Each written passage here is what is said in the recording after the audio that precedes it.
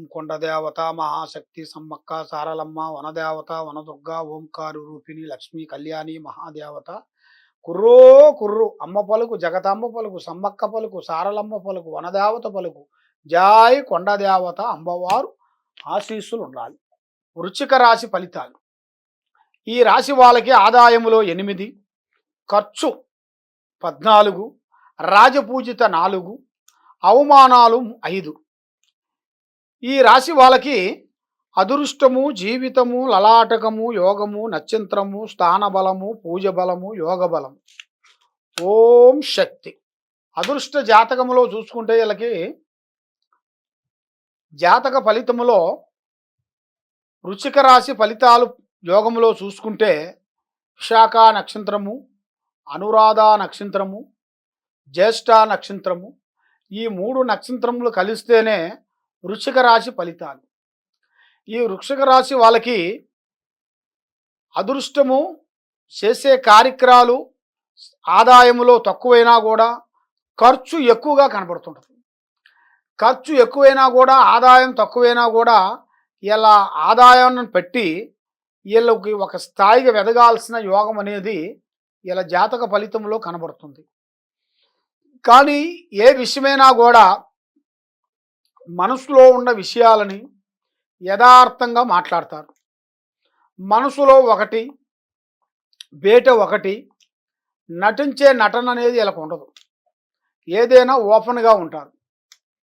కాబట్టి ఇలా జాతక ఫలితంలో చూసుకుంటే ఈ నెల 11వ తారీఖు నుంచి మంచి శుభ ఫలితాలు విద్యా రంగములో, వ్యాపార రంగములో, చేసే పనులలో ఎన్నో రోజుల నుంచి బ్రేక్ అయిపోయిన కొన్ని పనులు ఇప్పుడు మళ్ళా ఎదురయ్యే యోగము, మళ్ళా ఆకు రాలి మళ్ళా సిగురు ఎలా మొలిసిద్దో అలాగే మళ్ళీ వీళ్ళ జాతకంలో కూడా వీళ్ళు పడిపోయిన కొన్ని సమస్యల్లో పడిపోయినా కూడా మళ్ళీ వీళ్ళకి సిగురు మళ్ళీ వచ్చేట్టుగా మళ్ళీ వీళ్ళ జాతక ఫలితంలో కూడా దగ్గరికి వచ్చేసింది.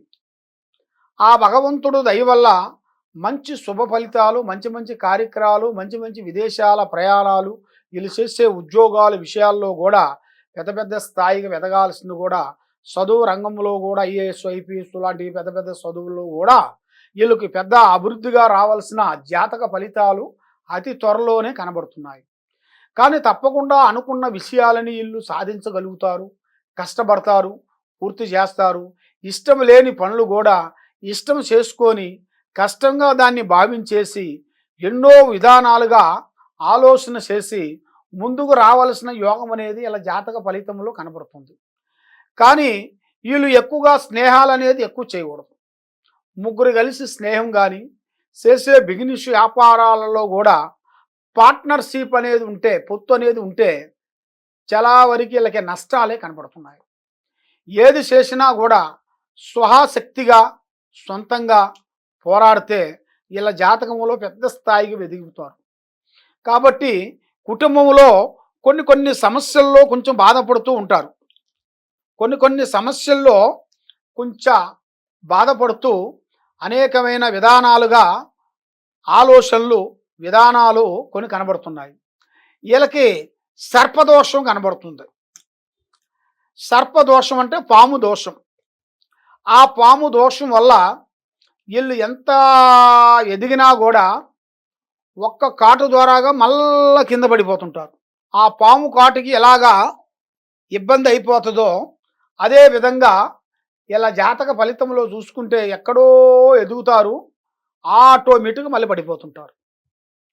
మళ్ళీ వాళ్ళు పడుకోకుండా వాళ్ళు చేసే పనులు బాగుండేట్టుగా, వాళ్ళకి లక్ష్మి కలిసి ఉండేట్టుగా, చేసే పనులు అభివృద్ధిగా అయ్యేట్టుగా, అనుకునే పనులు వీళ్ళకి విజయవంతం కావాలంటే వీళ్ళు పూజించాల్సింది శ్రీ అమ్మవారు దుర్గాదేవి.